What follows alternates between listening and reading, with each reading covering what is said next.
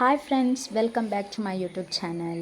ನಾವು ಇವತ್ತು ಫಿಶ್ ತವಾ ಫ್ರೈ ಮಾಡೋದು ಹೇಗೆ ಅನ್ನೋದನ್ನು ನೋಡೋಣ. ನಾವೀಗ ನೋಡಿ ಕರಾವಳಿ ಭಾಗದವರಾಗಿರೋದ್ರಿಂದ ನಮಗೆ ಫಿಶ್ ಬೇಕೇ ಬೇಕು. ಆವಾಗ ನಾವು ಫಿಶಲ್ಲಿ ಏನು ವೆರೈಟಿ ಮಾಡೋಕ್ಕಾಗತ್ತೆ ಅದನ್ನು ಮಾಡ್ತೀವಿ ಅಲ್ವಾ.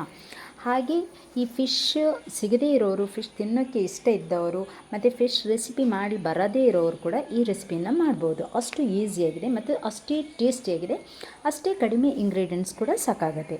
ಈಗ ನೋಡಿ, ಮೊದಲಿಗೆ ಒಂದು ಪಾತ್ರೆಯಲ್ಲಿ ಬಿಸಿ ನೀರು ತಗೊಳ್ಬೇಕು. ಆ ಬಿಸಿ ನೀರಿಗೆ ನಮ್ಮದು ಕೆಂಪು ಮೆಣಸನ್ನು ಹಾಕಿ ಚೆನ್ನಾಗಿ ಸ್ವಲ್ಪ ಹೊತ್ತು ನೆನೆಸಿಡಬೇಕು. ಈಗಿನ ಕೆಲವರು ಏನು ಮಾಡ್ತಾರೆ ಅಂತ ಹೇಳಿದರೆ, ಈ ಮೀನಿಗೆ ಮೆಣಸಿನ ಹುಡಿ ಹಾಕಿ ಎಲ್ಲ ಫ್ರೈ ಮಾಡೋದಕ್ಕೆಲ್ಲ ಟ್ರೈ ಮಾಡ್ತಾರೆ. ಸೊ ನೀವು ಹಾಗೆ ಮಾಡಲಿಕ್ಕೆ ಹೋಗಬಾರ್ದು. ಯಾಕಂತ ಹೇಳಿದರೆ ಅದು ಸ್ವಲ್ಪ ಹಾಕಿದ್ರೂ ಜಾಸ್ತಿ ಖಾರ ಆಗುತ್ತಲ್ವಾ, ಅದು ಮಾಡೋಕ್ಕೆ ಹೋಗಬಾರ್ದು. ಈಗ ನೋಡಿ, ತೊಳೆದಿರುವ ಕೊತ್ತಂಬರಿ ಬೀಜ, ಶುಂಠಿ, ಬೆಳ್ಳುಳ್ಳಿ ಮತ್ತು ಸ್ವಲ್ಪ ಹುಣಸೆ ಹಣ್ಣನ್ನು ತೆಗೆದುಕೊಳ್ಬೇಕು. ಇದನ್ನು ನಾವು ಒಂದು ಮಿಕ್ಸಿ ಜಾರ್ ತೆಗೆದುಕೊಂಡು ಅದಕ್ಕೆ ನಾವು ನೆನೆಸಿಟ್ಟಿರುವ ಮೆಣಸನ್ನು ಹಾಕ್ಕೊಳ್ಬೇಕು. ಮೆಣಸು ಹಾಕಿದ ಮೇಲೆ ಆ ಕೊತ್ತಂಬರಿ ಬೀಜ, ಶುಂಠಿ, ಬೆಳ್ಳುಳ್ಳಿ ಮತ್ತು ಹುಣಸೆ ಹಣ್ಣು, ಸ್ವಲ್ಪ ನೀರು ಹಾಕಿ ಚೆನ್ನಾಗಿ ಬ್ಲೆಂಡ್ ಮಾಡ್ಕೋಬೇಕು. ಇದು ಬ್ಲೆಂಡ್ ಆದಮೇಲೆ ತುಂಬ ಚೆನ್ನಾಗಿ ಬ್ಲೆಂಡ್ ಆಗುತ್ತೆ ನೋಡಿ. ಇಲ್ಲಾಂದರೆ ನೀವು ಖಾಲಿ ಮೆಣಸನ್ನು ಜಸ್ಟ್ ಹೀಗೆ ತೊಳೆದು ಹಾಕಿದರೆ ಅದಷ್ಟಾಗಿ ಗ್ರೈಂಡ್ ಆಗಲ್ಲ. ನೀವು ಸ್ವಲ್ಪ ಹೊತ್ತು ಅದನ್ನು ಬಿಸಿ ನೀರಲ್ಲಿ ನೆನೆ ಹಾಕಿದರೆ ತುಂಬ ಚೆನ್ನಾಗಿ ಗ್ರೈಂಡಾಗಿ ಬರುತ್ತೆ ನೋಡಿ. ಇದು ನಮ್ಮದು ಗ್ರೈಂಡರಲ್ಲಿ ಗ್ರೈಂಡ್ ಮಾಡಿದ ಹಾಗೆ ಇದೆಯಲ್ವಾ. ಅದಕ್ಕೆ ನಾವು ಏನು ಮಾಡಬೇಕು, ಒಂದು ಪಾತ್ರೆಗೆ ಹಾಕ್ಕೊಂಡು ಅದಕ್ಕೆ ರುಚಿಗೆ ತಕ್ಕಷ್ಟು ಉಪ್ಪು ಹಾಕಿ ಚೆನ್ನಾಗಿ ಮಿಕ್ಸ್ ಮಾಡ್ಕೊಳ್ತಾ ಬರಬೇಕು. ಮತ್ತು ನಾವು ತೊಳೆದಿರೋ ಮೀನು ಇದೆಯಲ್ವ, ಅದನ್ನು ನಾವು ಹಾಕ್ಕೋಬೇಕು. ಹಾಕಿ ಚೆನ್ನಾಗಿ ಮಸಾಲೆಯನ್ನು ಮಿಕ್ಸ್ ಮಾಡ್ತಾ ಬರಬೇಕು. ನೋಡಿ ಯಾವ ರೀತಿ ಮಿಕ್ಸ್ ಮಾಡ್ತಾ ಇದ್ದೀವಿ ಅಂತ. ಕೆಲವರು ಅದನ್ನು ಸ್ಪೂನಲ್ಲೆಲ್ಲ ಹಾಕ್ಲಿಕ್ಕೆ ಹೋಗ್ತಾರೆ.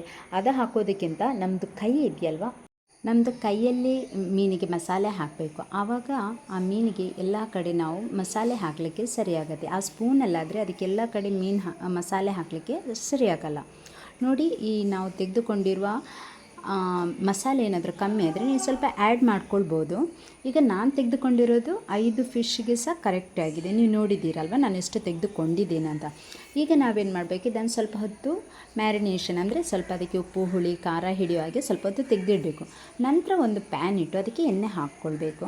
ಎಣ್ಣೆ ಕಾದ ನಂತರ ನಾವು ಏನು ಮಸಾಲೆ ಹಾಕಿದ್ದೀವಿ ಆ ಮೀನನ್ನು ಈ ತವಕ್ಕೆ ಹಾಕಿ ಚೆನ್ನಾಗಿ ಫ್ರೈ ಮಾಡ್ಕೊಳ್ತಾ ಬರಬೇಕು.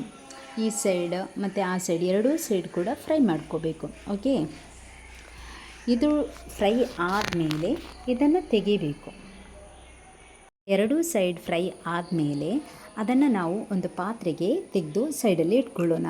ಯಾಕಂದರೆ ಇನ್ನೂ ಸಹ ನಮ್ಮದು ತವ ಫಿಶ್ ಫ್ರೈ ಆಗಲಿಲ್ಲ, ಅದಕ್ಕೋಸ್ಕರ ಒಂದು ಸೈಡಲ್ಲಿ ಇಟ್ಕೊಳ್ಳೋಣ. ಓಕೆ, ಈಗ ನಾವೇನು ಮಾಡಬೇಕಂತ ಹೇಳಿದರೆ, ಈ ತವದಿಂದ ನಾವು ಫಿಶನ್ನು ತೆಗೆದು ಸೈಡಲ್ಲಿ ಇಡ್ತೀವಲ್ಲ, ಅದೇ ತವಗೆ ಮತ್ತು ನಮ್ಮದು ಗ್ರೈಂಡ್ ಮಾಡ್ಕೊಂಡಿರುವ ಮೆಣಸಿಂದು ಮಸಾಲೆ ಇದೆಯಲ್ವ, ಅದನ್ನು ಮತ್ತೆ ಇದೇ ತವಕ್ಕೆ ಹಾಕ್ಕೊಳ್ಬೇಕು. ಅದಕ್ಕೆ ಎಣ್ಣೆ ಆ್ಯಡ್ ಮಾಡ್ಕೋಬೇಕು, ಸ್ವಲ್ಪ ಉಪ್ಪು ಹಾಕ್ಕೋಬೇಕು, ಮತ್ತು ನಾವು ಚೆನ್ನಾಗಿ ಕಟ್ ಮಾಡಿಕೊಂಡಿರುವ ಕರಿಬೇವು ಸೊಪ್ಪು, ಬೆಳ್ಳುಳ್ಳಿ ಹಾಕ್ಕೊಂಡು ಚೆನ್ನಾಗಿ ಫ್ರೈ ಮಾಡ್ಕೊಳ್ಬೇಕು.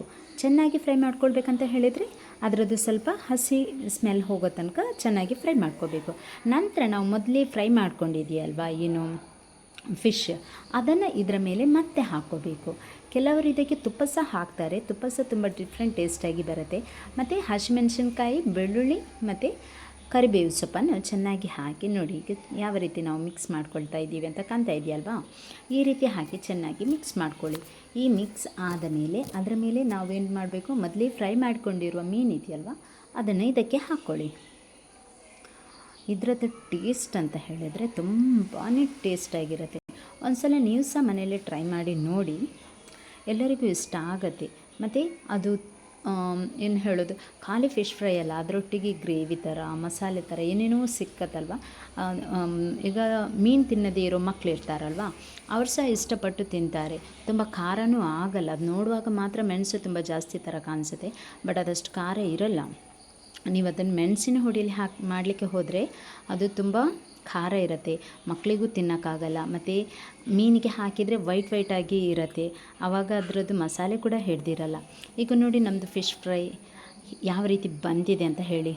ನಿಮಗೆ ಸಹ ನೋಡುವಾಗ ಆಸೆ ಆಗ್ತಾ ಇರ್ಬೋದು, ನಾವು ಸಹ ಟ್ರೈ ಮಾಡುವ, ತಿನ್ನುವ ಅಂತ ಅಲ್ವಾ ಹೇಳಿ. ಈ ವಿಡಿಯೋ ಇಷ್ಟ ಆದರೆ ಲೈಕ್ ಮಾಡಿ, ಶೇರ್ ಮಾಡಿ, ಕಮೆಂಟ್ ಮಾಡಿ. Thank you.